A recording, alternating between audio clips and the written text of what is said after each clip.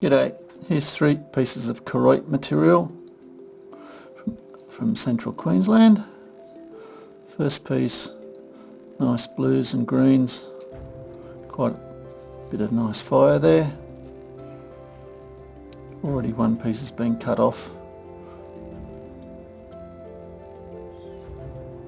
although might have just broken by the looks of that, but anyway, it doesn't matter. This is what it is, that's what you're looking at.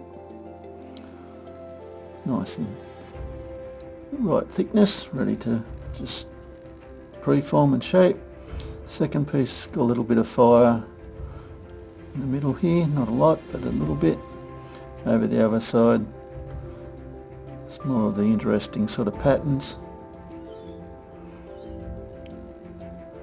Bit of fire up the top here in little veins down through the middle there.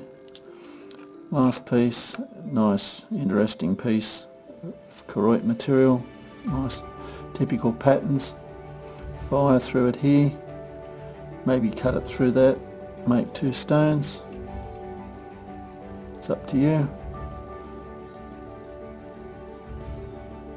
It's been ground and shaped a little bit there, don't know what the idea was, maybe a knife handle, but